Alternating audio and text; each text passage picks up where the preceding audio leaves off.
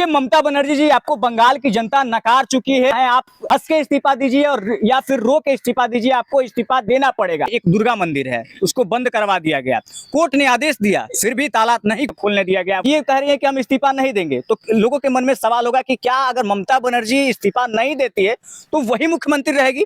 क्या बीजेपी जीत के भी, चाह के भी, क्या अपना मुख्यमंत्री को पद पे नहीं बैठा सकता? नमस्कार, आप देख रहे हैं ट्रू नेशन और मैं हूं सौम्या। पश्चिम बंगाल की राजनीति में बड़ा उलटफेर देखने को मिला है। जहां ममता बनर्जी की हार हुई है, वहीं बीजेपी ने बड़ी सीटों पे जीत हासिल की है। आखिर टीएमसी की सबसे बड़ी हार की वजह क्या रही है? देखिए टीएमसी यानी कि ममता बनर्जी का सबसे बड़ा हार का कारण ये है कि बंगाल में पिछले 15 सालों से तानाशाही वाली सरकार थी। घुसपैठियों को, रोहिंग्यों को शरण देना, हिंदुओं पे अत्याचार करना, हिंदुओं के साथ मारपीट करना। बंगाल की जितनी भी जनता है वो टीएमसी और ममता बनर्जी को पिछले 15 सालों से जो उनका था कुशासन का सरकार था वो नकार चुकी, और इस बार बीजेपी को पूरे बंगाल की जनता स्वीकार। क्या आपको लगता है कि 15 साल के सरकार के बाद बदलाव की जरूरत थी? देखिए जनता को एक उम्मीद होता है, कोई भी सत्ता में बैठता है तो लोकतंत्र है, लोकतंत्र में जो भी नेता कुर्सी पे बैठता है, सत्ता में बैठता है, तो जनता को एक उम्मीद होता है कि हमारे क्षेत्र का विकास होगा, हम स्वतंत्र फील करेंगे। लेकिन जैसे ही ममता बनर्जी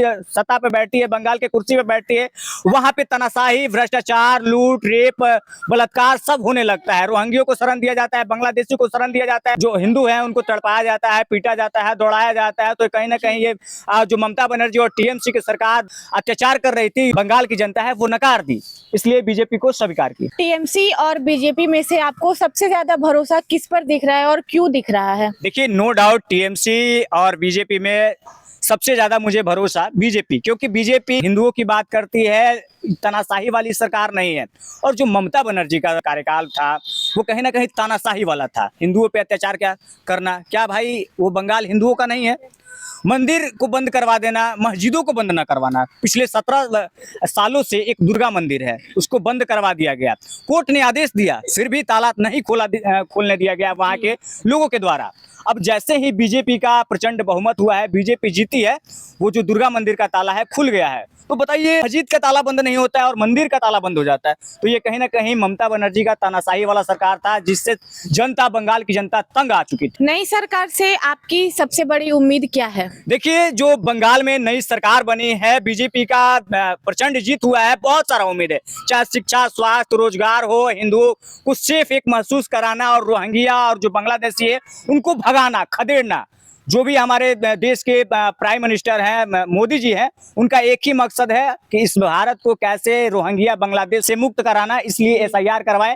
और एसआईआर से भी जो ममता बनर्जी को बहुत आपत्ति था, बहुत प्रॉब्लम था, ये घूम रही थी ब्लू प्रिंट लेके, कौन कौन फाइल लेके घूम रही थी, लेकिन उससे कुछ होने वाला नहीं है। ममता बनर्जी का ये कहना है कि वो इस्तीफा नहीं देंगे। देखिए ममता बनर्जी जी, आपको बंगाल की जनता नकार चुकी है। चाहे आप हंस के इस्तीफा दीजिए या फिर रो के इस्तीफा दीजिए, आपको इस्तीफा देना पड़ेगा। अगर आप इस्तीफा नहीं देती हैं तो राज्यपाल के हाथ में वो अधिकार होता है कि अगर कोई भी सत्ताधारी इस्तीफा नहीं देता है अपने पद से, तो राज्यपाल उसको बर्खास्त कर देता है। और फिर अब ये कह रही है कि हम इस्तीफा नहीं देंगे, तो लोगों के मन में सवाल होगा कि क्या अगर ममता बनर्जी इस्तीफा नहीं देती है तो वही मुख्यमंत्री रहेगी? क्या बीजेपी जीत के भी, चाह के भी, क्या अपना मुख्यमंत्री को पद पे नहीं बैठा सकता? तो बिल्कुल बैठेगा।